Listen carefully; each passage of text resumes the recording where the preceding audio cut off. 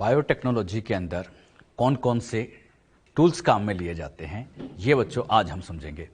अभी तक आप लोगों को मैंने ये तो बता दिया कि एक बेसिक स्टेप क्या फॉलो की जाती है। बायोटेक एक तरह की इंजीनियरिंग है। इंजीनियरिंग में भी कई चीज़ों को काटने के लिए, जोड़ने के लिए बहुत सारे टूल्स, उपकरणों की जरूरत पड़ती है। सेम बायोटेक के अंदर भी है। बायोटेक भी एक तरह की इंजीनियरिंग ही है, बस आनुवांशिक इंजीनियरिंग है तो इंजीनियरिंग ही। तो इसमें भी काटने के लिए, जोड़ने के लिए हमें कई सारे उपकरणों की जरूरत पड़ेगी। कौन कौन से उपकरण यहाँ पर काम में लिए जाते हैं, ये बच्चों आज हम सीखेंगे। बायोटेक्नोलॉजी के अंदर उपकरण कौन से काम में लिए गए, उसमें 4 कैटेगरी में इनको डिवाइड किया गया।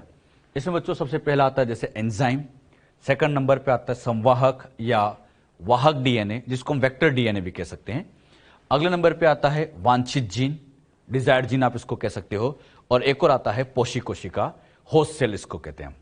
अच्छा, ये जो एंजाइम यहाँ पर काम में लिए जाते हैं, ये एंजाइम यहाँ बहुत सारे, इनमें बच्चों जैसे लाइटिक एंजाइम, लयनकारी एंजाइम होते हैं, विदलनकारी एंजाइम होते हैं, ज्वाइनिंग एंजाइम लाइगेज होता है, संश्लेषणकारी एंजाइम यहाँ पर होते हैं। तो इस तरह से यहाँ पर कई एंजाइम की हमें जरूरत पड़ती है। कौन सा एंजाइम क्या क्या काम करता है, ये सब बातें हम समझेंगे। बायोटेक के टूल्स को 4 भाग में डिवाइड किया गया। इन चारों भागों को हम एक एक करके समझेंगे। सबसे पहले मैं आपको समझाऊंगा एंजाइम्स के बारे में, फिर वेक्टर के बारे में।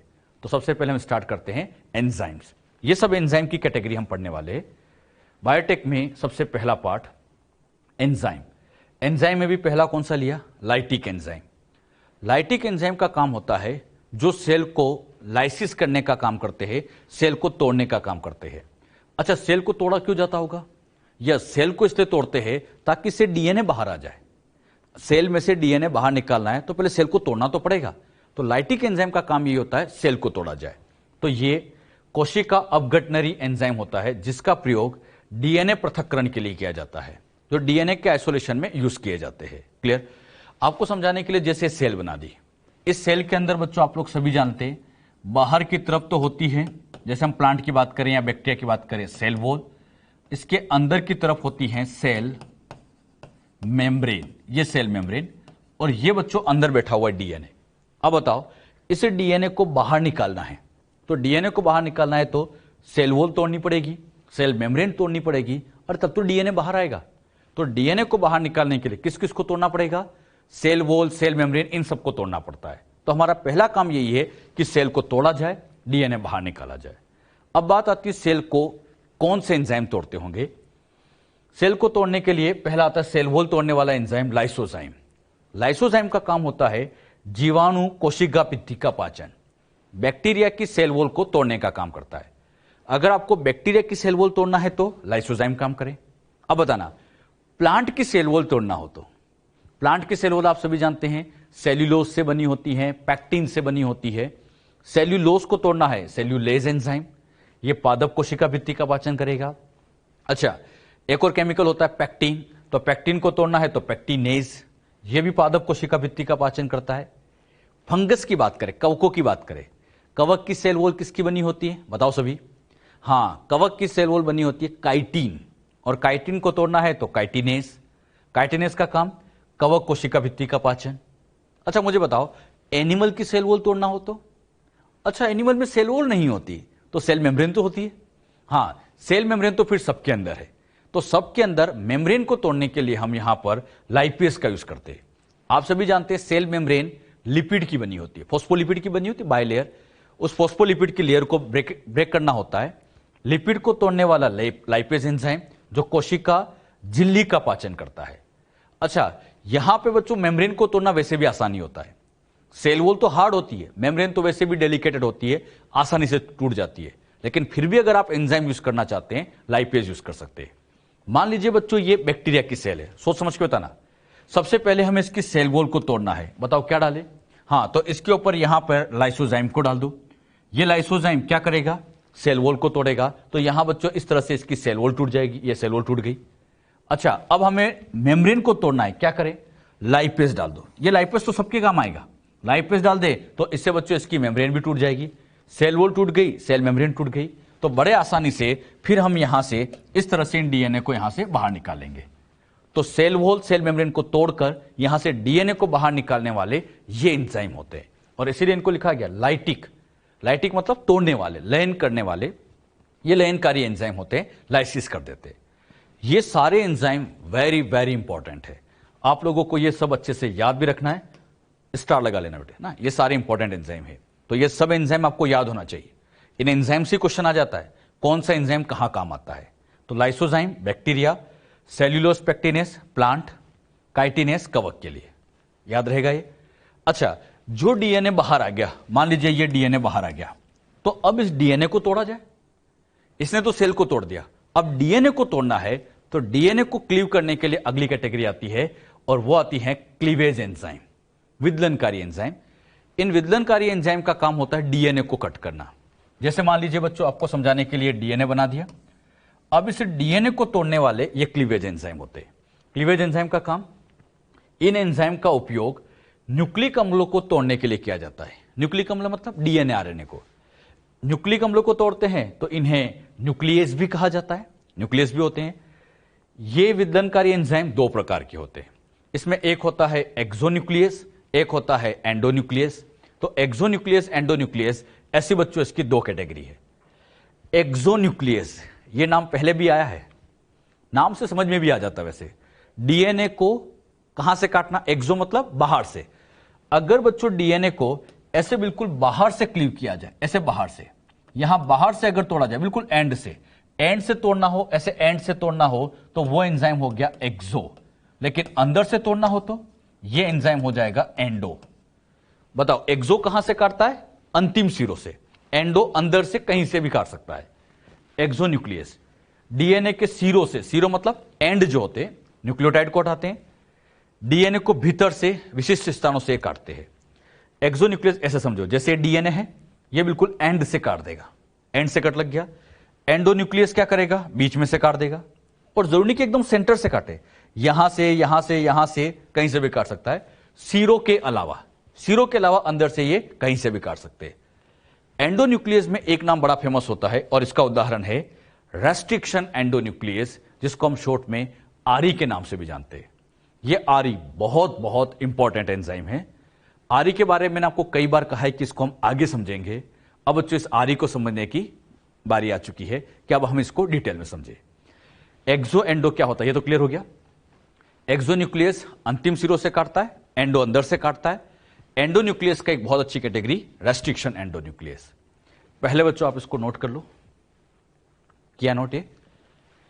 अब इसमें हम रेस्ट्रिक्शन एंडोन्यूक्लियस के पॉइंट को डिटेल में समझने वाले हैं। तो जो बातें मैं आपको समझाऊंगा सारी आरई की बातें होगी, और आरई में मैं जितनी बातें आपको समझाऊंगा, एक एक बात इंपॉर्टेंट है, अच्छे से ये सब याद रखिएगा। तो स्टार्ट करते हैं। रेस्ट्रिक्शन एंडोन्यूक्लियस, रेस्ट्रिक्शन को हिंदी में कहते हैं प्रतिबंधन। प्रतिबंधन मतलब रोकने वाला। अब ये रोकने वाला वर्ड क्यों यूज किया जा रहा है, इसको भी मैं आपको समझा दूंगा आगे। रेस्ट्रिक्शन एंडोन्यूक्लियस शॉर्ट में हम आरई कहते हैं। इसका दूसरा नाम होता है आणविक कैंची। जैसे काटने का काम कैंची करती है, यहां पर डीएनए को काटने का काम आरई करता है। तो आरई एक तरह की कैंची का ही काम करता है, यह एक तरह की आणविक कैंची, मॉलिक्यूलर सीजर होता है। रेस्ट्रिक्शन एंडोन्यूक्लियस करता क्या है, यह एंजाइम डीएनए की दोनों श्रृंखलाओं के फॉस्फोडाइएस्टर बॉन्ड को काटता है। सबसे मेन पॉइंट यही है। आरई डीएनए को तो काटता है, लेकिन डीएनए में भी एग्जैक्टली क्या काटता है, कौन सा बॉन्ड तोड़ता है, तो यह डीएनए के फॉस्फोडाइएस्टर बॉन्ड शर्करा फॉस्फेट आधार को काटता है। आप लोगों को मैंने समझाया था शुगर फॉस्फेट बॉन्ड को, ऐसा समझो ये डीएनए है, इस डीएनए के अंदर ये शुगर फॉस्फेट, शुगर का जो बैकबोन है, ये बच्चों यहां वाला बॉन्ड, अरे यही तो फॉस्फोडाइएस्टर बॉन्ड होता है, यही तो फॉस्फोडाइएस्टर बंध होता है, और इसी बंध को एग्जैक्टली आरई तोड़ता है। मतलब इसके ऊपर अगर आरई डाल दिया जाए तो आरई इस बॉन्ड को तोड़ेगा, कौन सा, फॉस्फोडाइएस्टर बॉन्ड को। ये ध्यान रखना। लेकिन डीएनए इधर भी काफी बड़ा है, इधर भी काफी बड़ा सा है, मैंने एक छोटा पार्ट बनाया, तो अंदर के फॉस्फोडाइएस्टर बॉन्ड को ऐसे तोड़ने का काम करता है। अच्छा, जब ये तोड़ता है तो तोड़ते टाइम एग्जैक्टली करता क्या है, ये यहां पर इस बॉन्ड को तोड़ते टाइम वाटर का ब्रेकडाउन करता है, ये H2 है। अच्छा, ये क्या करता है, इस बॉन्ड को तोड़ते टाइम इस वाटर को तोड़ देता है। वाटर को तोड़ने से एक साइड H लग जाएगा और एक साइड बच्चों ऐसे OH लगेगा। तो मुझे बताओ, इस बॉन्ड को तोड़ने के लिए एग्जैक्टली वाटर को तोड़ा गया, और वाटर का टूटना, पानी का टूटना, यह कहलाता है जल अपघटन। अरे जल का अपघटन, जल अपघटन, या इंग्लिश में इसको हम कहे हाइड्रोलाइसिस। तो इस बॉन्ड को तोड़ने के लिए वाटर को तोड़ा गया, मतलब यहां पर हाइड्रोलाइसिस किया गया। तो एक खास पॉइंट और यह भी है, यह डीएनए को हाइड्रोलाइसिस द्वारा काटते हैं। डीएनए के फॉस्फोडाइस्टर बॉन्ड को तो काट रहा है, लेकिन फॉस्फोडाइस्टर बॉन्ड को काटते टाइम कौन सी प्रक्रिया काम में ली गई? हाइड्रोलाइसिस की प्रक्रिया यहां पर काम में ली जाती है। क्लियर? अच्छा, यह डीएनए को विशिष्ट स्थल पर काटता है, मतलब यह डीएनए को काटेगा तो सही, लेकिन ऐसा नहीं कि कहीं से भी काट देगा। जैसे यह डीएनए है, तो इस डीएनए में ये एक पर्टिकुलर आरई जो आएगा एक पर्टिकुलर जगह काटेगा। मान लो यहां काट दिया, ये एक पर्टिकुलर जगह पर काटेगा, तो जहां ये कट लगाता है उस पर्टिकुलर जगह का नाम रिकॉग्निशन साइट या रेस्ट्रिक्शन साइट है। ऐसे समझो, आरई ने यहां काटा तो ये जो जगह हुई, इसी जगह को हम रेस्ट्रिक्शन साइट कह सकते हैं। मुझे बताओ रेस्ट्रिक्शन साइट किसको कहते हैं? जहां आरई कट करता है। अब बात आती है इस रेस्ट्रिक्शन साइट की क्या खासियत है। रेस्ट्रिक्शन साइट की खास बात यह होती है, रेस्ट्रिक्शन साइट में 4, 6 या 8 बेस पेयर होते हैं। कितने? 4 हो सकते हैं, 6 हो सकते हैं या 8 बेस पेयर हो सकते हैं, और वो भी पैलिंड्रोमिक क्रम में होते हैं। मतलब ये जो रेस्ट्रिक्शन साइट आपको दिख रही है, इसमें 4 बेस पेयर होंगे, 6 होंगे या 8 होंगे, और वो भी पैलिंड्रोमिक। पैलिंड्रोमिक का मतलब, हां सिखा रखा है, उल्टा सीधा एक समान, दोनों दिशाओं में पढ़ने पर एक जैसा है, उसको हम पैलिंड्रोमिक क्रम कह सकते हैं। क्लियर? अभी मैं इस बात को और समझाऊंगा आपको, पहले इसको नोट कर लो। ये क्लियर हुआ? क्या क्या सिखाया मैंने अभी है? आरई कौन से बॉन्ड को तोड़ता है? फॉस्फोडाइस्टर बॉन्ड को। किस प्रक्रिया से तोड़ता है? हाइड्रोलाइसिस। जहां तोड़ता है उस जगह का नाम रेस्ट्रिक्शन या रिकॉग्निशन साइट, जिसमें 4, 6 या 8 बेस पेयर होते हैं, और वो भी पैलिंड्रोमिक क्रम में। क्लियर? इतना नोट कर लो। अच्छा, पैलिंड्रोमिक क्रम क्या होता है? यह बच्चों, पैलिंड्रोमिक क्रम मतलब दोनों सिरों से न्यूक्लियोटाइड का अनुक्रम एक जैसा हो। जैसे ऐसे समझो, आप इधर से पढ़ो, सभी इधर से पढ़ो, बताओ क्या आ रहा है? GAATTC आ रहा है।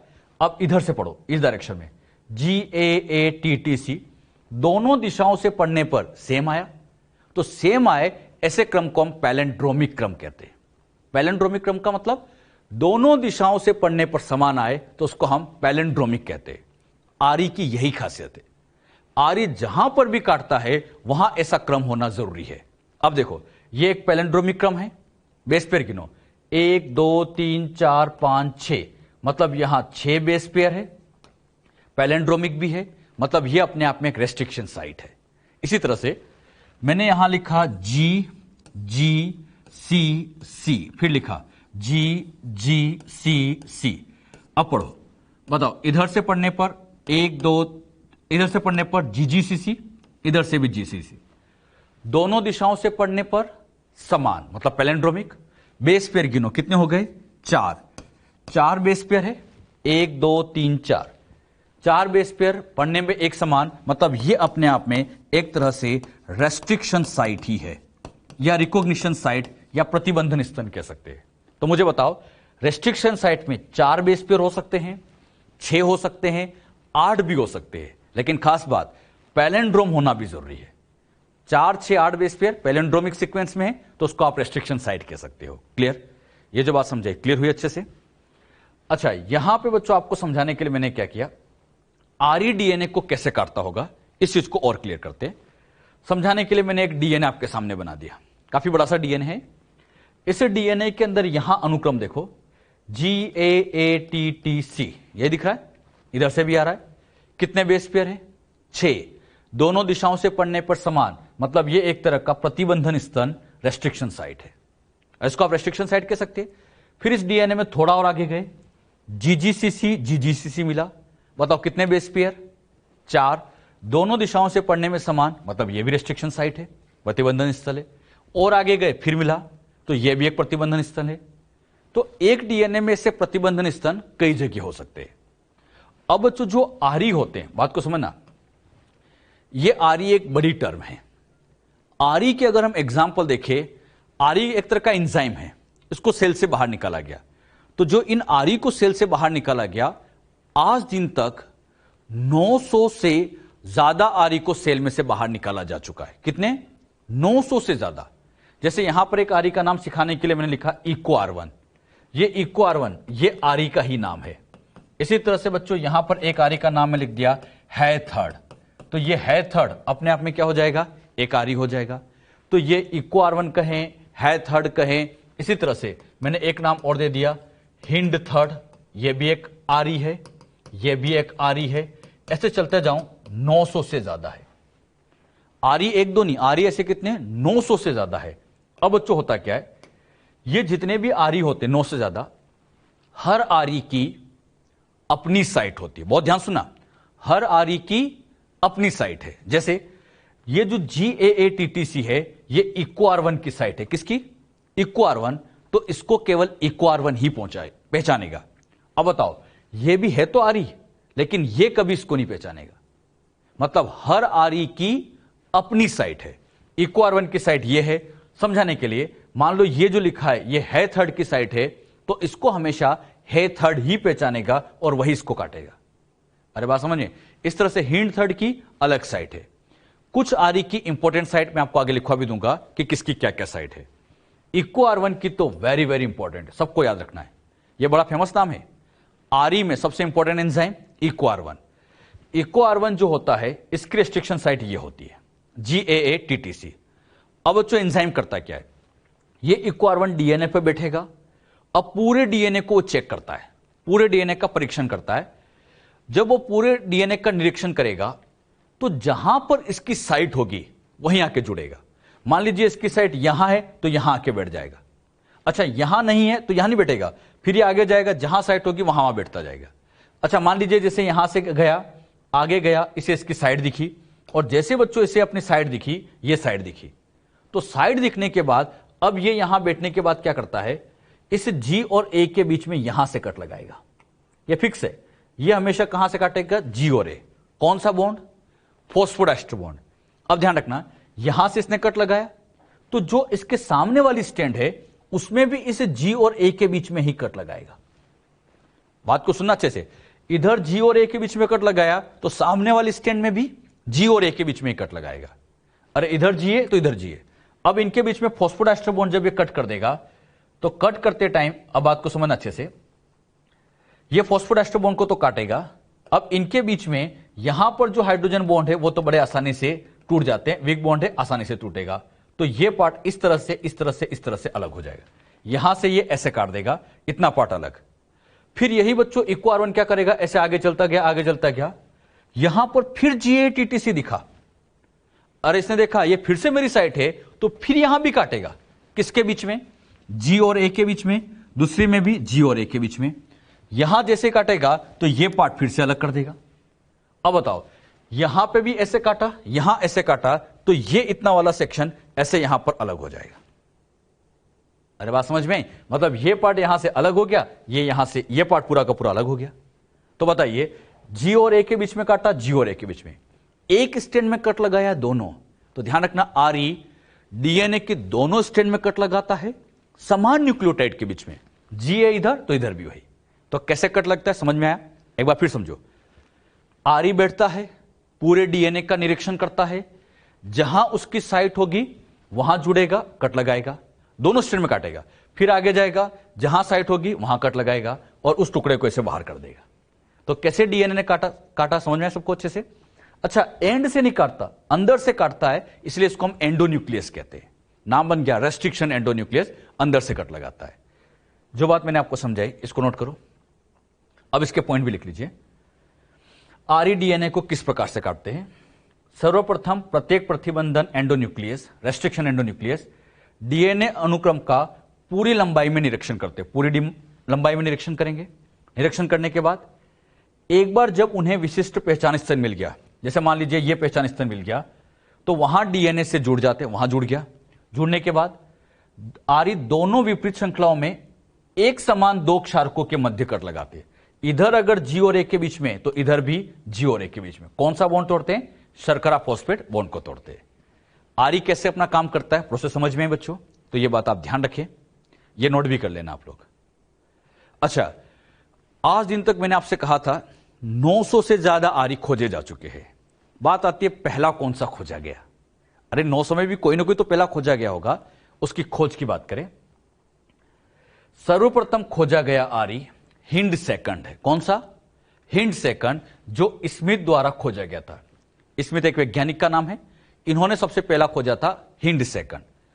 हिंड सेकंड खोजने के थोड़े टाइम बाद ही एक नया आर्य खोजा गया जिसका नाम था इको R1।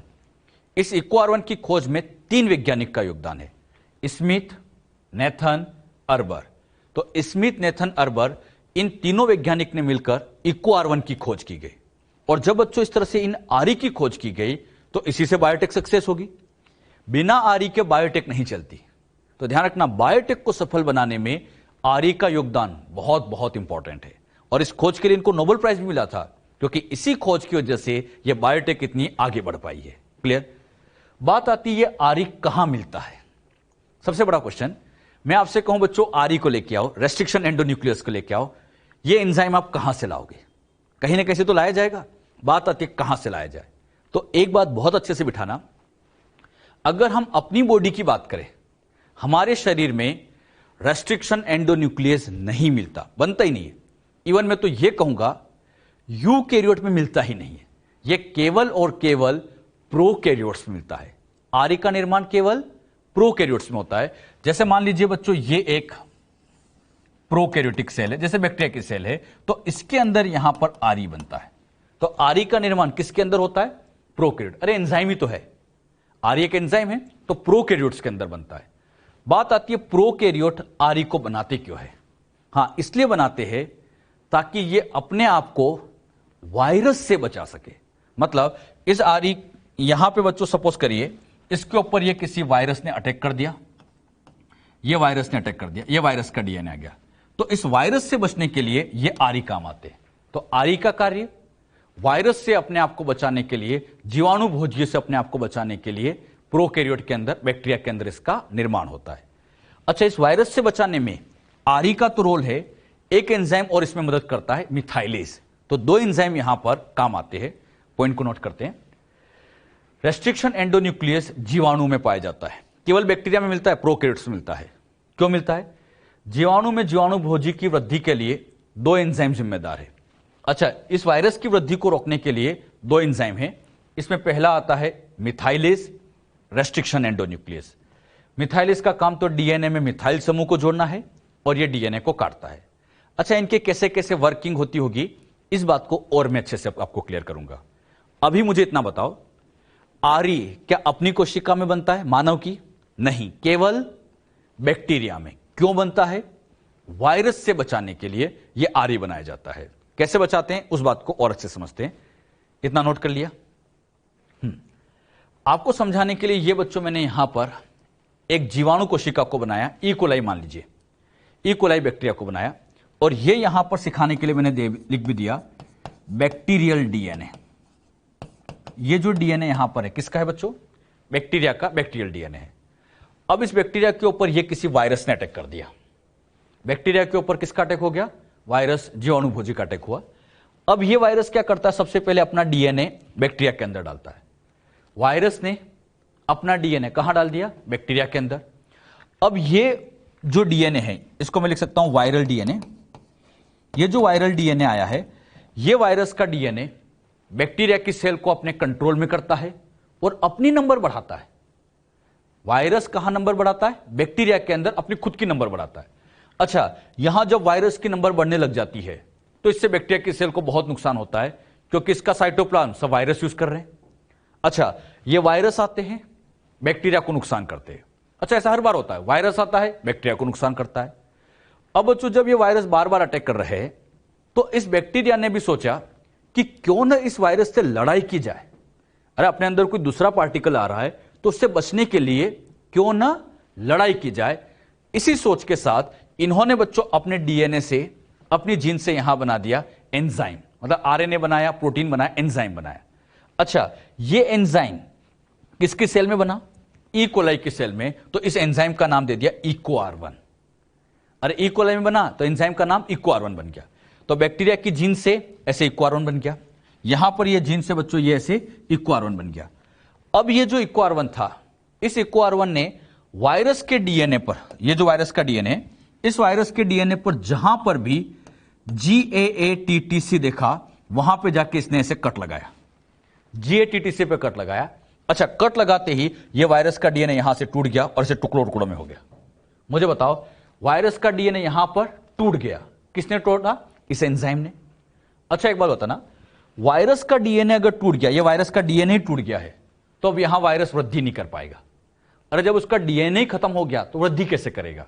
तो मुझे बताओ, इस एंजाइम ने वायरस की वृद्धि को बढ़ाया या रोका? वायरस की वृद्धि को रोक रहा है, उसकी वृद्धि को प्रतिबंधित कर रहा है, रेस्ट्रिक्ट कर रहा है, इसलिए इस एंजाइम को कहा गया रेस्ट्रिक्शन। रेस्ट्रिक्शन मतलब प्रतिबंधन करने वाला, उसको रोकने वाला। ये बीच में से काटता है, बीच में से काटता है तो एक नाम और जोड़ दिया, एंडोन्यूक्लियस, तो पूरा नाम बन गया रेस्ट्रिक्शन एंडोन्यूक्लियस। क्यों इसको रेस्ट्रिक्शन एंडोन्यूक्लियस कहते हैं, समझ में आ रहा है? ये रेस्ट्रिक्शन का मतलब क्या है? हाँ, रेस्ट्रिक्शन का मतलब रोकना, प्रतिबंधन मतलब प्रतिबंध कर लगाना, रोकना। बताओ किसकी वृद्धि को रोकता है? वायरस की। तो ये वायरस की वृद्धि को रोकने वाला है। एंडोन्यूक्लियस क्यों कहा? बीच से काटता है, तो बीच से काटता है इसलिए एंडोन्यूक्लियस वायरस की वृद्धि को रोक देता, नाम बन गया रेस्ट्रिक्शन एंडोन्यूक्लियस। समझ में आया? अच्छा एक बात दिमाग लगाओ, यह बैक्टीरिया का डीएनए है, इस बैक्टीरिया के डीएनए पर भी तो GAATTC मिल सकता है, बिल्कुल मिल सकता है। अरे ये तो बैक्टीरिया के डीएनए में तो मिल ही सकता है चांस से। अगर ये GATTC बैक्टीरिया के डीएनए पर भी है तो ये इको R1 चुप नहीं बैठेगा। इस इको R1 को तो GATTC से मतलब है, अब वो अपने डीएनए पे हो किसी के भी डीएनए मतलब नहीं इसको। जैसे इस इको R1 ने GATTC को बैठा तो ये यहां पहुंचा, मतलब खुद के डीएनए को काटने पहुंचा। और अगर इसने खुद के डीएनए को काट दिया तो ये बैक्टीरिया ही मर जाएगा। तो इसका मतलब यहां पर इको R1 जा रहा है अपने खुद के डीएनए को काटने, और ये खुद के डीएनए को काट देगा तब तो बहुत गड़बड़ हो जाएगी। सेल बड़ी समझदार है, सेल को पता है कि ये एंजाइम अपने खुद के डीएनए को भी उड़ा सकता है, खुद के डीएनए को भी कट लगा सकता है। तो सेल ने यहां बहुत बड़ी समझदारी दिखाई। उसने समझदारी क्या दिखाई? एक एंजाइम और यहां बना रखा था, मिथाइलेज। उस मिथाइलेज ने क्या किया? इस एंजाइम से बचाने के लिए यहां एक मिथाइल ग्रुप जोड़ दिया, यहां मिथाइल ग्रुप जोड़ दिया। बताओ कौन सा ग्रुप जोड़ दिया? मिथाइल। मिथाइल ग्रुप जुड़ने से यह हल्का सा चेंज हो गया, और चेंज हो गया तो यह एंजाइम अब इसको पहचान नहीं पाएगा।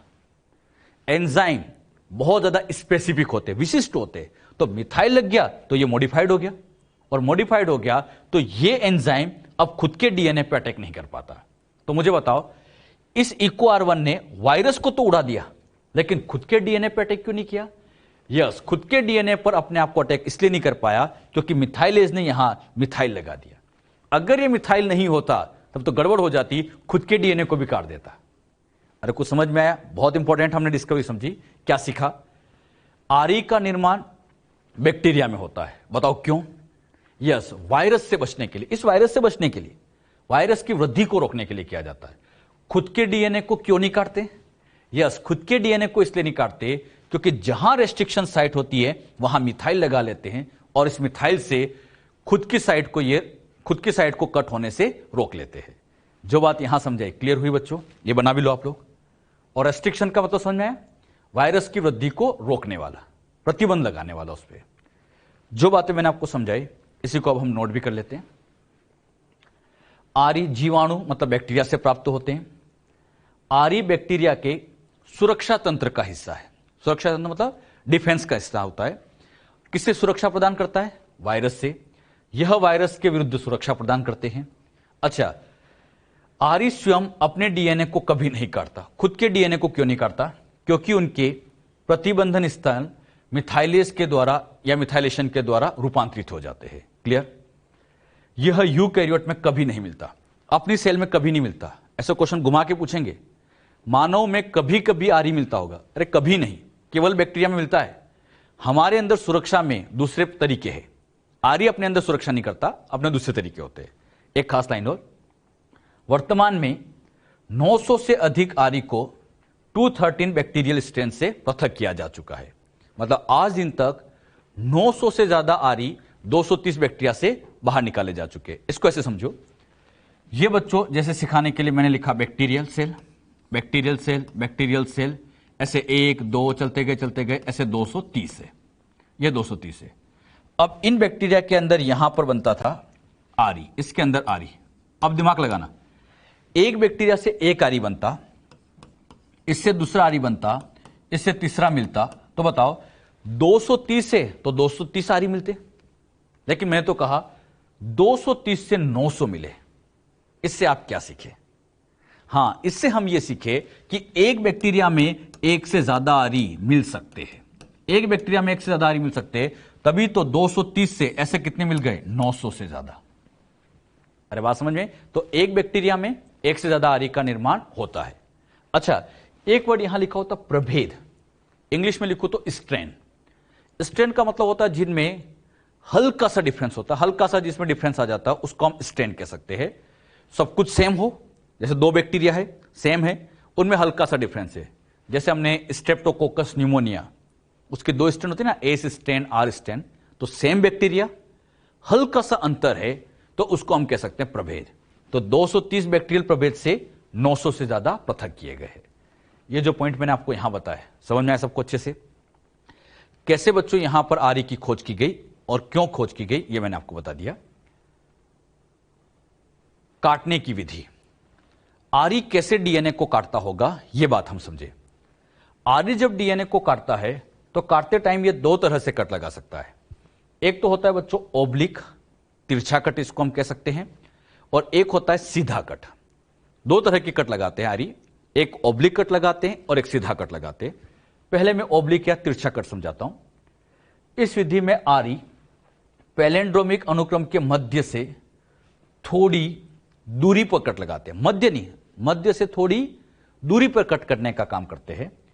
यह चिपचिपा सिरा स्टिकी एंड उत्पन्न करते हैं। कौन से एंड बनाते हैं? Sticky and. स्टिकी एंड क्या होता है सिखाता हूं मैं भी आपको। Example Eco R1.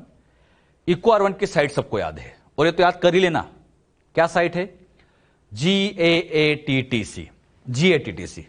अब बच्चों होता क्या है, यहां पर ये जो इको आर1 इसको काटेगा, तो मैंने सिखाया था आप लोग को, इस G और A के बीच में काटेगा, और इधर भी G और A के बीच में। अब बताओ यहां बेस पेयर गिनो, 1 2 3 4 5 6, पैलेंड्रोमिक में 6 बेस पेयर है। अब बताओ ये 6 है तो ये तो हो गया 3 और ये हो गया 3। मैं कह सकता हूं ये इसका मध्य भाग है, ये मध्य भाग है। अब बताओ आरी ने मध्य से काटा या मध्य से थोड़ी दूर पर? मध्य से थोड़ी दूर पे कट लगाता है, मध्य से नहीं काटता, मध्य से थोड़ी दूर पे कट लगाते। तो यहां मध्य से थोड़ी दूर पे मतलब यहां पर इस जगह पर इस तरह से यहां पर इसने कट लगाया। अच्छा, इसमें भी यहां पे जब कट लगा तो G और A के बीच में, इधर भी G और A के बीच में कट लगेगा। अच्छा, अब इनके बीच के ये जो हाइड्रोजन बॉन्ड है, ये तो वीक बॉन्ड होते हैं, अपने आप टूट जाते हैं। इधर के फॉस्फोडाइस्टर ऐसे यहां पे टूटेगा। अच्छा, जब टूटेगा तो टूटने के बाद ये कुछ ऐसा बनेगा, G के सामने C, G के सामने C, TTA ये आ गया, और ये इतना सेक्शन यहां अलग कर दो, मतलब AATTC G वाला पार्ट अलग हो गया, ये यहां ऐसे यहां अलग हो गया।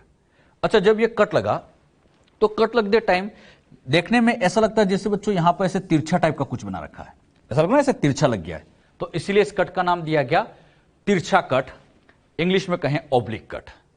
तो इको आर1 मध्य से नहीं काटता, मध्य से थोड़ी दूरी पे कट लगाता है, और दूरी पे कट लगने की वजह से इसमें ऐसा तिरछा कट लगता है।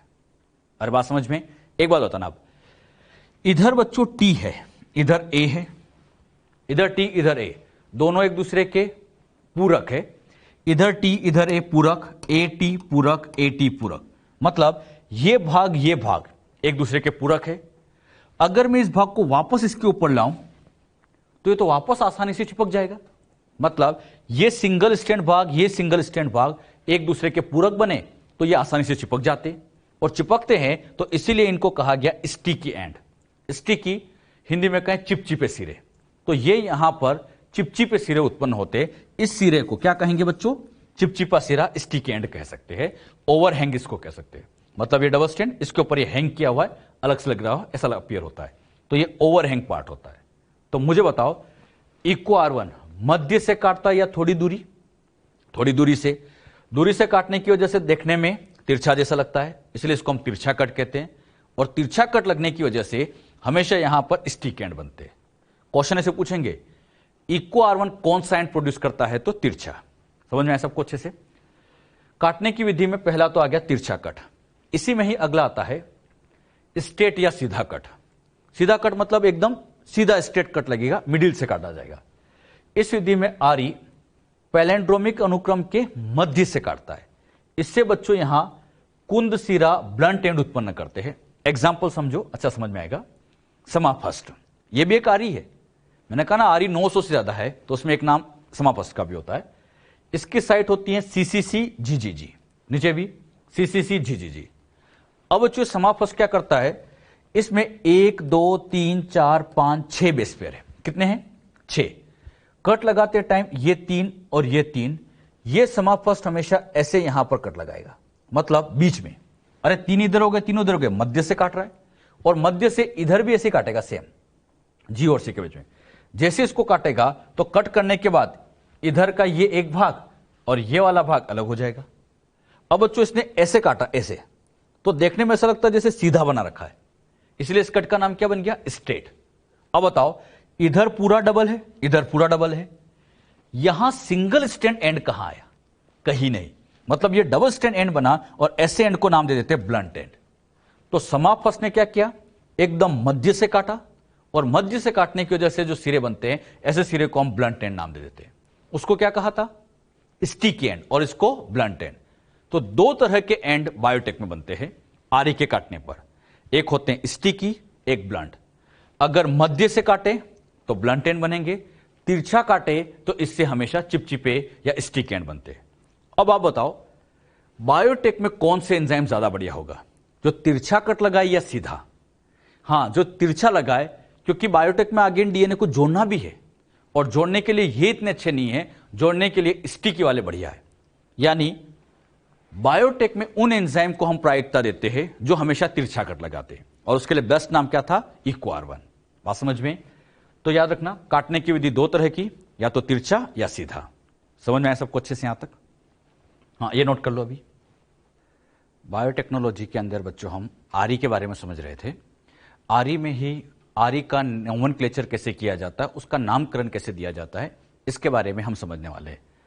प्रतिबंधन एंडोन्यूक्लियस की नाम पद्धति, उसका नामकरण। आरी के जो एग्जाम्पल मैंने आपको कहीं कहीं बताए हैं, तो उसमें आपने देखा होगा, जैसे हमने एक नाम लिख दिया यहां पर इको R1, ये नाम लिख दिया। इसी तरह से एक बार हमने समाफस्ट नाम भी लिखा था, तो ऐसे इको R1 समाफस्ट ये नाम लिखे। अब इस नाम को जरा ध्यान से देखो, इसमें ये पहला, दूसरा, तीसरा, चौथा 4 शब्द है, और एक रोमन लेटर है। इसी तरह से पहला, दूसरा, तीसरा 3 शब्द है, और पीछे एक रोमन लेटर है। तो आप यहां पे ध्यान से देखोगे, आरी के नामकरण में या तो 3 शब्द होंगे या 4 शब्द होंगे, और पीछे की तरफ लगा होगा कोई ना कोई रोमन नंबर। ये बच्चों खास बात है, 3 या 4 शब्द का बना होगा, पीछे रोमन नंबर यहां पर जोड़ दिया जाता है। तो आरी के नोमेनक्लेचर में इसमें 3 या 4 अक्षर होते हैं, एक रोमन संख्या सम्मिलित होती है। अब इनमें से ये जो प्रथम अक्षर है, ये क्या कहना चाहता है? फर्स्ट लेटर क्या कहना चाहता है? प्रथम अक्षर जीवाणु के जीनस को दर्शाता है। हमें पता है आरी बैक्टीरिया से निकालते हैं, तो जो बैक्टीरिया हम लेने वाले हैं, जिस बैक्टीरिया से हम इसको निकालने वाले हैं, उस बैक्टीरिया का ये जीनस को दर्शाता है कि उसका जीनस क्या है। क्लियर? अगले नंबर पे आता है द्वितीय और तृतीय अक्षर, मतलब इसकी बात करें, द्वितीय और तृतीय अक्षर, सेकंड और थर्ड लेटर, यहां पर यह दर्शाता है जीवाणु की जाति। यह उस बैक्टीरिया के जीनस को है, यह उसकी जाति को दर्शाता है, जिससे हम उस आरी को बाहर निकालने वाले हैं। क्लियर? अगले नंबर पे आता है चौथा लेटर। यह चौथा शब्द, चतुर्थ अक्षर, जीवाणु के प्रभेद को दर्शाता है। जीवाणु के प्रभेद का मतलब यह होता है कि बैक्टीरिया की कौन सी स्ट्रेन ली गई है। बैक्टीरिया की अलग अलग स्ट्रेन होती है, तो कौन सी स्ट्रेन से लिया गया है वो यहां दर्शाता है। लेकिन यह स्ट्रेन लिखना आवश्यक नहीं होता है, मतलब इसके बिना भी काम चल सकता है। और आप देख रहे हैं यहां चौथा लेटर है ही नहीं, मतलब ये लेटर वैकल्पिक है। वैकल्पिक का मतलब इसके बिना भी काम चल सकता है, ये इतना आवश्यक लेटर नहीं होता है। क्लियर? अब बात आती है पीछे जो रोमन नंबर लिखते हैं, ये क्या दर्शाता है? रोमन संख्या, वह क्रम जिसमें एंजाइम जीवाणु से पृथक किया गया। बैक्टीरिया से किस क्रम में इसको पृथक किया गया, उसके क्रम को यह दर्शाता है। जैसे बच्चों ऐसे एग्जाम्पल से हम समझते हैं। एक एग्जाम्पल लिया ECOR1, इको R1। इस इको R1 में ये तो हो गया पहला शब्द, ये दूसरा, ये तीसरा, ये चौथा, और ये रोमन संख्या। अब इसमें ये जो पहला शब्द होता है, ये वंश, वंश मतलब जीनस को दर्शाता है, जैसे यहां जीनस क्या है, स्टीरिया है। इसी तरह से CO दूसरा और तीसरा शब्द ये जाति को दर्शाता है, स्पीशीज को दर्शाता है, जैसे यहां जाति क्या थी, कोलाई। इसी तरह से ये R जो है ये प्रभेद को दर्शाता है, स्ट्रेन को। अच्छा, इको R1 जिस बैक्टीरिया से निकाला गया उसका नाम था RY13 स्ट्रेन। तो आप लोग ये स्ट्रेन याद भी रखना बेटे, ये इंपॉर्टेंट भी है। इको R1 को जिस बैक्टीरिया से निकाला गया था उसमें कौन सी स्ट्रेन काम में ली गई थी, तो याद रखना RY13 स्ट्रेन ली गई। अब ये जो पीछे फर्स्ट लगा रखा है, ये फर्स्ट दर्शाता है रोमन संख्या, जीवाणु से पृथक किया जाने वाला प्रथम एंजाइम। मतलब इस बैक्टीरिया से पहली बार इसको बाहर निकाला गया था, फर्स्ट टाइम निकाला गया, तो इसीलिए उसको कहा गया रोमन नंबर में फर्स्ट, कि पहली बार आइसोलेट हुआ। फर्स्ट नंबर पे आइसोलेट हुआ तो फर्स्ट, बाद में एक आरी और आइसोलेट हुआ तो उसको हम सेकंड नाम दे देते हैं। कैसे नाम देते हैं अभी वो भी क्लियर करूंगा। जो बात यहां पर अभी इतनी समझाई, क्लियर हुई? अब बताना कौन सा अक्षर आवश्यक नहीं होता, फोर्थ लेटर। चतुर्थ अक्षर यह वैकल्पिक होता है, इसके बिना भी काम चल सकता है।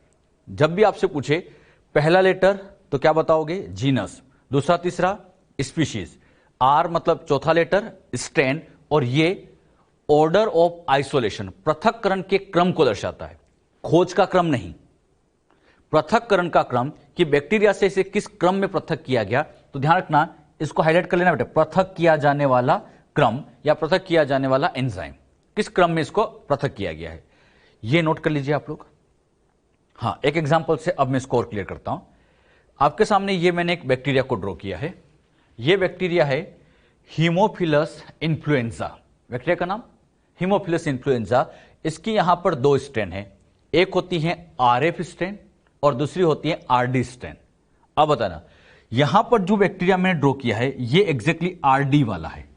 इस बैक्टीरिया के दो प्रभेद थे, मतलब दो रूप थे, RF RD, लेकिन जो हमने बनाया ये RD वाला बनाया, RF वाला नहीं बनाया। क्लियर? अच्छा, हीमोफिलस ये तो कहलाता है इसका जीनस, वंश, ये कहलाता उसकी जाति, स्पीशीज, और ये कहलाता उसके प्रभेद। अब इस बैक्टीरिया की सेल के अंदर यहां पे मान लीजिए कोई ऐसी जीन लगी हुई थी, इस जीन से ये RE बना, यहां से वही RNA बना, प्रोटीन बना, एंजाइम बना, RE बना। अब इस RE को यहां से बाहर निकालेंगे। अब मुझे इस RE का नाम देना है, सोच समझ के देना।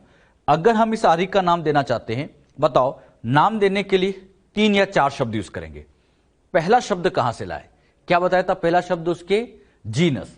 बताओ जीनस में क्या है, H, तो इसका मतलब यह बन जाएगा पहला शब्द, तो पहला शब्द यहां पे आ जाएगा H। बताओ H कहां से लिया, वंश या जीनस से ले लिया। अब बताओ दूसरा तीसरा शब्द कहां से ले, हां जाति से, मतलब जाति से यहां से ये दूसरा और तीसरा शब्द यहां से ले लेंगे, तो दूसरा तीसरा आ जाएगा IN, तो ये बन गया IN। H कहां से आया, जीनस से, IN कहां से आया, स्पीशीज से। अब बताओ चौथा शब्द कहां से ले, हां प्रभेद से। अब इसकी प्रभेद को ध्यान दो, यहां पर प्रभेद में R तो कॉमन है, R तो कॉमन है। अगर मैं R लिख दूंगा तो कंफ्यूज हो जाएंगे कि ये प्रभेद या ये प्रभेद, तो हम फिर इसका अगला लेटर, यहां पर क्या लिखा हुआ है D, तो ये D का यूज करेंगे। ये बच्चों यहां पर इसका हो जाएगा चौथा लेटर, तो चौथा लेटर आ गया D, तो नाम बन गया हिंड। ये हिंड नाम कैसे बना, समझ आए बच्चों? अच्छा, D कहां से लिया, प्रभेद से ले लिया। अब इस बैक्टीरिया से ये RE पहली बार निकाला गया, पहली बार निकाला गया तो फर्स्ट लगा दिया, तो ये पूरा नाम बन गया हिंड फर्स्ट। ये फर्स्ट क्या है, पृथक्करण का क्रम, कि ये पहली बार पृथक किया गया। एक बात मैंने आपको ये सिखाई थी, एक बैक्टीरिया में एक से ज्यादा RE का निर्माण होता है। एक बैक्टीरिया में कोई एक RE नहीं बनते, एक से ज्यादा RE का निर्माण किया जाता है। मान लीजिए इसके अंदर एक RE और बन गया। अब इस RE का नाम देना है, कैसे देंगे, वही पहला लेटर H लेंगे, दूसरा IN ले लेंगे, यहां से चौथा लेटर D ले लेंगे, हिंड बन गया। अब ये बाद में पृथक किया गया तो सेकंड लगा देंगे। अरे एक बैक्टीरिया में कई RE बनते हैं, ये बाद में पृथक हुआ तो सेकंड, पृथक किया गया बाद में। मान लीजिए इसके अंदर एक RE का और निर्माण हो गया। अब इस RE का नाम देना है, बताओ कैसे दे, पहला लेटर H आ गया, पहला लेटर H आ गया, दूसरा जाति से ले लेंगे IN, दूसरा तीसरा जाति से आ गया, प्रभेद से D आ गया, बाद में आइसोलेट हुआ, सेकंड के बाद आइसोलेट हुआ तो हिंड थर्ड बन गया। तो मुझे बताओ ये फर्स्ट सेकंड थर्ड क्या दर्शा रहा है, हां पृथक्करण का क्रम। ये पृथक्करण के क्रम आइसोलेशन के क्रम को दर्शाता है, खोज का क्रम नहीं।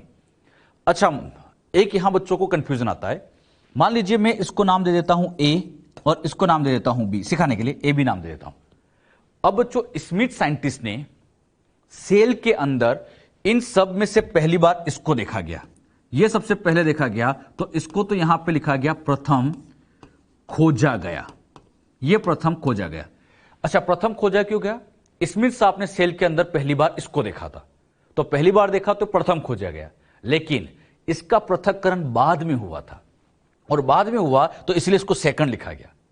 बच्चों के दिमाग में ये आता है कि सर पहले खोजा गया है तो हिंड फर्स्ट पहला खोजा होना चाहिए, नहीं, यहां पर ये सेकंड पृथक्करण के क्रम को कहा जाता है। हां ठीक है, खोजा पहली बार गया, लेकिन हम ये फर्स्ट सेकंड क्या बताते हैं? पृथक्करण का क्रम, और इसका पृथक्करण बाद में हुआ, पहले ये पृथक हुआ, बाद में ये पृथक हुआ। मेरा क्वेश्चन ढंग से आंसर देना, ए और बी में से कौन पहले खोजा गया? तो खोजा गया तो बी, मतलब हिंड सेकंड। फिर सेकंड क्यों लगाया? हां इसलिए लगाया क्योंकि पहले यह पृथक हुआ, इसका पृथक्करण तो बाद में हुआ, इसलिए इसको हिंड सेकंड लिखा गया। बात समझ में? तो यहां पे बच्चों को एक डाउट भी आता है, यह भी अच्छे से अपने को क्लियर होना चाहिए। जो बात यहां समझाई क्लियर हुई अच्छे से, चाहे तो आप इसको नोट भी कर लीजिए। क्लियर? आरी के अंदर बच्चों मैंने आपको समझाया था 900 से ज्यादा आरी होते हैं, बहुत सारे आरी होते हैं। अब बच्चों इतने सारे आरी है तो सबकी हमें रेस्ट्रिक्शन साइट तो याद नहीं होती, लेकिन कुछ इंपॉर्टेंट आरी की मैं आपको रेस्ट्रिक्शन साइट समझाने जा रहा हूं। यहां पर इंपॉर्टेंट आरी उनकी क्या साइट है, स्टिकी एंड देगा या ब्लंट एंड, ये बच्चों आप लोगों को अच्छे से याद भी रखना है। सबसे पहले यहां पर नंबर 1 पे ले लेते हैं इको R1। इको R1 में साइट GAATTC, बताओ क्या साइट है? GAATTC। अब यहां पर जब ये कट लगाता है तो इस G और A के बीच में, इधर भी G और A के बीच में, अब बताना मध्य से काट रहा है या थोड़ी दूर से? मध्य से थोड़ी दूर पे कट लगा रहा है, मतलब तिरछा काटेगा, और तिरछा काटेगा तो इसका मतलब ये स्टिकी एंड दे देगा। और ये याद रखना है, eco R1 sticky and produce करता है। इको R1 क्या प्रोड्यूस करता है? इको R1, और इसकी ये साइट वेरी वेरी इंपॉर्टेंट। सारे बच्चों को ये साइट अच्छे से आना चाहिए। किसी को नींद में उठा के पूछा जाए इको R1 की साइट, तो नींद में ही GAATTC, तो इस तरह से इसको याद रखना बेटे। सेकंड नंबर पे आता है, और वो आता है हिंड थर्ड। हिंड थर्ड की जो साइट आती है AAGCTT, फिर से इधर से भी AAGCTT। अच्छा, यहां पे बच्चों ये स्टिक एंड प्रोड्यूस करता है। इनके नाम में एक बात आप बड़ा ध्यान से देखेंगे, यहां बच्चों आप देखोगे तो आपको यहां पर एक बहुत अच्छी बात समझ में आएगी। आप लोग बच्चों केवल ये 3 शब्द याद रखा करो, जैसे AAG याद रखा। अब यहां पर क्या होता है, ये G का पूरक मतलब C हो गया, ये यहां पर A का पूरक मतलब T हो गया, और ये यहां पर इस A का पूरक मतलब ये T हो जाएगा। अरे बात समझ में? मतलब ये इसका पूरक, ये इसका पूरक, ये इसका पूरक। आपको क्या करना है, 6 शब्द का है तो 3 शब्द याद रखो, बाकी 3 इसके पूरक वाले होते हैं। तो अगर 3 भी याद होंगे ना तब भी अपना काम तो हो जाएगा। और नीचे वाले स्टैंड तो अरे इसका पूरक लिखना है, वो तो बहुत आसान है, और पैलेंड्रोमी की तो होती है। तो आपको बस ये 3 शब्द याद होने चाहिए। अगले नंबर पे लेते हैं BAM H1। BAM 1 या BAM H1 भी आप इसको कह सकते हो। इसकी साइट होती है GGATTC, GGATCC। अब देखो, A का कॉम्प्लीमेंट्री T, G का कॉम्प्लीमेंट्री C, और ये G का कॉम्प्लीमेंट्री C, G का पूरक C आ गया, तो हम लिख सकते हैं। अच्छा, ये भी बच्चों मध्य से थोड़ी दूरी पर कट लगाता है, मतलब ये भी स्टिकी एंड देता है। ये तीनों ही स्टिकी एंड देते हैं, मतलब तीनों में ही ओब्लिक तिरछा कट लगता है। अगले नंबर पे लेते हैं, और वो आता है थर्ड। है थर्ड की साइट आती है GGCC। बताओ कितने लेटर की है? 1 2 3 4, 4 बेस पेयर की। और मैंने कहा भी था पहचान अनुक्रम में रेस्ट्रिक्शन साइट में 4 युग्म हो सकते हैं, 6 हो सकते हैं, 8 भी हो सकते हैं। तो ये जैसे 4 का एग्जाम्पल है। अच्छा, ये एकदम मध्य से कट लगाएगा, यहां मध्य से काटेगा, और मध्य से काटेगा मतलब सीधा, और सीधा काटेगा तो ब्लंट एंड प्रोड्यूस करेगा। अगले नंबर पे आता है, और वो आता है समाफस्ट। समाफस्ट की जो साइट आती है CCCGGG। क्लियर? ये भी एकदम मध्य से काटता है, और मध्य से काटेगा, इसका मतलब ये भी यहां पर ब्लंट एंड देता है। अगले नंबर पे हम ले लेते हैं इको R5। इको R5 की साइट होती है GAT, फिर ATC। अच्छा, ये भी बिल्कुल मध्य से काटता है, और मध्य से काटेगा मतलब ब्लंट एंड प्रोड्यूस करेगा। मैंने आपको यहां पर टोटल 6 नेम बताए, 6 आरी के नाम बताए, उसमें से 3 स्टिकी एंड वाले हो गए और 3 ब्लंट एंड वाले हो गए। बात समझ में? एक बार तो बच्चों नीट में क्वेश्चन ऐसे पूछा गया था, निम्न में से कौन सा ब्लंट सिरा प्रोड्यूस करते हैं? उसमें से 1, 2, 3 और ये 4 ऑप्शन दे रखा था। तो इको R5 कौन सा एंड प्रोड्यूस करता है? Blunt and. इनमें सबसे इंपॉर्टेंट फर्स्ट वाला है, ये तो बहुत अच्छे से मैं कहूंगा याद होना चाहिए। ये याद हो जाए तो ठीक है, हाँ, लेकिन ये जरूर याद करना कौन स्टिकी देता है, कौन ब्लंट देता है, ये इंपॉर्टेंट है, ये अच्छे से याद रखो। इको R1 में तो हर चीज याद रखनी है, बाकी में स्टिकी ब्लंट ये याद कर लीजिएगा। क्लियर? अब बच्चों यहां पे अगर हम ऐसे आरी बनाते जाए तो ये तो 900 से ज्यादा है। अब सबके तो याद होते नहीं, तो हमें बस ये जो इंपॉर्टेंट है ये मैंने आपको यहां पर बता दिए, इनके बारे में आप ध्यान रखिए। यहां पे आके मैंने आरी के जितने भी पॉइंट थे सारी बातें मैंने आपको यहां पर क्लियर कर दी। क्या क्या यहां पर मैं आपको बता चुका हूं, समझ में आया सबको अच्छे से? आरी कौन से बॉन्ड को तोड़ता है? यस, फॉस्फोडाइएस्टर, फॉस्फोडाइएस्टर बॉन्ड को तोड़ता है। किस प्रक्रिया से? हाइड्रोलाइसिस से। वाटर की मदद से ये हाइड्रोजन बॉन्ड को, वाटर की मदद से ये फॉस्फोडाइएस्टर बॉन्ड को तोड़ने का काम करता है। एक बात और बताना, आरी कहां से प्राप्त होता है? मानव से नहीं, आरी का निर्माण केवल बैक्टीरिया में होता है। और बैक्टीरिया ही क्यों बनाता है? यस, अपने आप को सुरक्षा देने के लिए। किससे? वायरस से। याद है? खुद के डीएनए को क्यों नहीं काटा? मिथाइलेशन की वजह से। तो ये सब पॉइंट याद रखना बेटे। आरी के नामकरण में या तो 3 शब्द होंगे, ऐसे 3 शब्द होंगे, या बच्चों ऐसे 4 शब्द हो सकते हैं। तो 3 या 4 शब्दों से मिलकर बना होता है। क्लियर? और ये जो इको R1 है इसकी साइट आप सब अच्छे से याद रखें। तो ये आरी के सारे पॉइंट आपको क्लियर होना चाहिए। क्लियर हुआ अच्छे से? हम बच्चों यहां पर जैव प्रौद्योगिकी के उपकरण टूल्स के बारे में पढ़ रहे थे। टूल्स में हम पहले कैटेगरी एंजाइम समझ रहे थे। एंजाइम में मैंने आपको 2 तरीके के समझा दिए। एक तो वो थे जो सेल को तोड़ रहे थे, लाइटिक एंजाइम, जो डीएनए को तोड़ रहे थे, क्लीवेज एंजाइम, और उसी क्लीवेज एंजाइम में मैंने आपको आरी को डिटेल में समझाया। अब इन्हीं टूल्स में अगला टूल्स ले लेते हैं, और वो आता है ज्वाइनिंग एंजाइम। मतलब एंजाइम पढ़ रहे थे, एंजाइम की ही अगली कैटेगरी ज्वाइनिंग एंजाइम। ये तो आप सभी जानते हैं, सिखाने की जरूरत नहीं मुझे। ज्वाइनिंग मतलब चिपकाने वाला। अच्छा, चिपकाने वाला एंजाइम कौन सा होता है? DNA ligase. तो डीएनए लाइगेज होगा। इसे हम मॉलिक्यूलर ग्लू के नाम से भी कहते हैं। मॉलिक्यूलर ग्लू, ग्लू मतलब चिपकाने वाला। अच्छा, यहां पर ये क्या करता है? डीएनए लाइगेज डीएनए के खंडों को जोड़ता है। ऐसे समझो, इस डीएनए के अंदर मान लो यहां पर कोई गैप है, ऐसे गैप बनी हुई है। अब इस गैप को भरना है तो इस डीएनए लाइगेज को यहां लगा दो, तो डीएनए लाइगेज इस गैप को भर देगा। यानी जैसे डीएनए लाइगेज लगाएंगे, ये जो गैप आपको दिख रही है ये भर गई। तो गैप को जब भी भरना हो, 2 न्यूक्लियोटाइड को चिपकाना हो, हमेशा याद रखना लाइगेज एंजाइम, ये इंपॉर्टेंट है। तो लाइगेज का काम भी आप सबको आना चाहिए। मान लीजिए बच्चों यहां पर ये एक वेक्टर है, ये डिजायर्ड जीन है, इन दोनों को चिपकाना है तो लाइगेज लगा दो, और लाइगेज इन दोनों को आप देखो यहां चिपका देता है। तो जब भी 2 डीएनए को चिपकाना हो, याद रखना लाइगेज एंजाइम सबसे बेस्ट एंजाइम है। क्लियर? इसको बना भी लो आप लोग फटाफट। लाइगेज ये भी इंपॉर्टेंट एंजाइम है। इसी में ही अगली कैटेगरी आती है संश्लेषी एंजाइम, इंग्लिश में कहूं सिंथेटिक एंजाइम, संश्लेषण करने वाले एंजाइम। संश्लेषी एंजाइम में जैसे डीएनए पॉलीमरेज, जो कुछ ना कुछ संश्लेषण करेंगे। डीएनए का संश्लेषण, आरएनए का संश्लेषण। डीएनए का संश्लेषण करने वाला डीएनए पॉलीमरेज, ये डीएनए से डीएनए का संश्लेषण करता है, आप जानते भी हैं। डीएनए से डीएनए बनाना है तो डीएनए पॉलीमरेज को लगा दो, डीएनए पॉलीमरेज नया डीएनए बना देगा। अब बताना आरएनए पॉलीमरेज क्या करता है? हां, डीएनए से आरएनए का निर्माण करता है। पूरा नाम दे तो DNA dependent RNA polymerase, DNA पर निर्भर आरएनए पॉलीमरेज। ये डीएनए, इससे आरएनए बनाना है तो इस एंजाइम को लगा दो, और ये एंजाइम डीएनए से आरएनए का निर्माण कर देगा। क्लियर? इसी तरह से अगला आता है रिवर्स ट्रांसक्रिप्टेज। ये मैं नहीं बताऊंगा। हां, रिवर्स ट्रांसक्रिप्टेज उल्टा काम करता है, आरएनए से डीएनए का निर्माण करता है। तो यहां पे बच्चों ये आरएनए, इससे जो डीएनए बनेगा, इसको बनाने के लिए रिवर्स ट्रांसक्रिप्टेज काम में लेते हैं। और ये भी सिखाया था, आरएनए से जो डीएनए बनता है, ऐसे डीएनए को स्पेशली हम सी डीएनए कह देते हैं। सी मतलब कॉम्प्लीमेंट्री डीएनए कह देते हैं। तो ये सी डीएनए का निर्माण, बायोटेक के अंदर हमें सी डीएनए बनाने की भी जरूरत पड़ती है, तो रिवर्स ट्रांसक्रिप्टेज का भी रोल है। तो बायोटेक में DNA polymerase, RNA polymerase, reverse transcriptase, इन सब की मदद लेनी पड़ती है। ये सब कुछ ना कुछ संश्लेषण कर रहे हैं, इसलिए इन सबको मिला के कहा जाता है संश्लेषी एंजाइम। तो कभी आपसे पूछे क्या बायोटेक में रिवर्स ट्रांसक्रिप्टेज का रोल है? यस, रोल है, क्योंकि हमें कभी कभी यहां आरएनए से डीएनए भी बनाना पड़ सकता है। कब बनाना पड़ेगा आगे बताऊंगा मैं आपको, कहां जरूरत पड़ सकती है। ये नोट कर लिया।